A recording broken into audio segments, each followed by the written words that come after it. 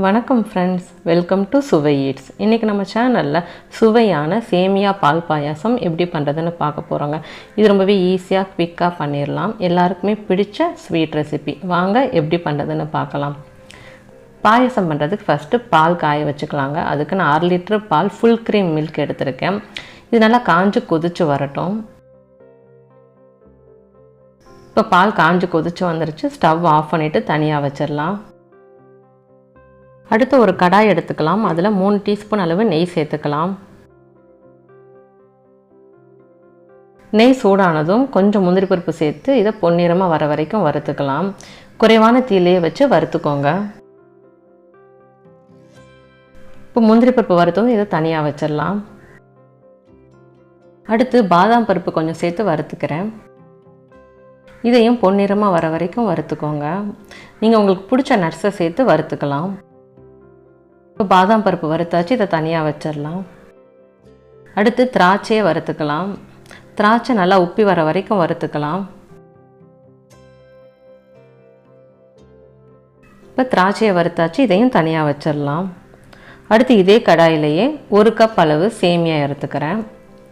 சேமியாவை நல்லா பொன்னிறமாக வர வரைக்கும் வறுத்துக்கோங்க. இது குறைவான தீயிலையே வச்சு வறுத்துக்கோங்க. சேமியா கருகிராமல் வறுத்துக்கணும்.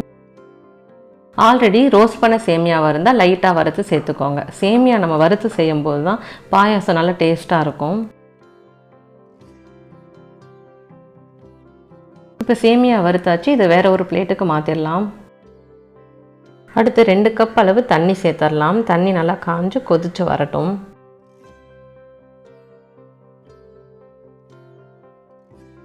தண்ணி நல்லா காஞ்சு கொதிச்சு வந்துருச்சு.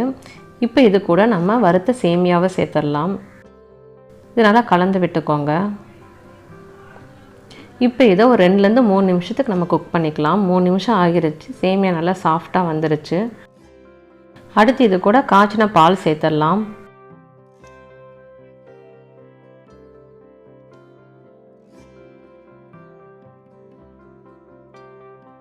பாலை சேர்த்துட்டு நல்லா கலந்து விட்டுக்கோங்க.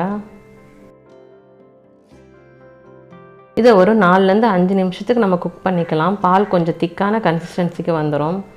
இப்போ 5 மினிட்ஸ் ஆயிடுச்சு. இது கூட 1/4 கப் அளவு சர்க்கரையும் 1/4 கப் அளவு கண்டென்ஸ்டு மில்க்கும் சேர்த்துக்கிறேன். கண்டென்ஸ்டு மில்க் சேர்த்து தான் இந்த பாயாசம் பண்ணணும்னு இல்லைங்க. கண்டென்ஸ்டு மில்க் சேர்க்காமையும் பண்ணலாம். கண்டென்ஸ்டு மில்க் பதிலாக 1/2 கப் சர்க்கரையாக சேர்த்துக்கோங்க. அப்படி இல்லாட்டி உங்கள் இனிப்புக்கு தகுந்த மாதிரி சர்க்கரை அளவை கூட்டிக்கோங்க. கண்டென்ஸ்டு மில்க் ஆப்ஷனல் தாங்க. பட் கண்டென்ஸ்டு மில்க் சேர்த்து பண்ணும்போது பாயாசத்தோட டேஸ்ட் இன்னும் சூப்பராக இருக்கும்.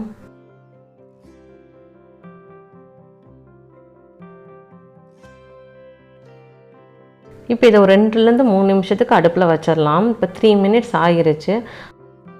சர்க்கரையெல்லாம் நல்லா கரைஞ்சிருச்சுங்க. பால் பார்த்தீங்கன்னா கொஞ்சம் திக்காகி நல்லா க்ரீமியான கன்சிஸ்டன்சிக்கு வந்துருச்சு.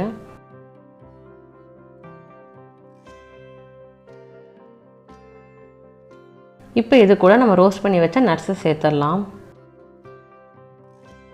ஏலக்காய் தூள் 1/4 டீஸ்பூன் சேர்த்துக்கலாம். சேர்த்துட்டு இதை நல்லா கலந்து விட்டுட்டு ஸ்டவ் ஆஃப் பண்ணிடலாம்.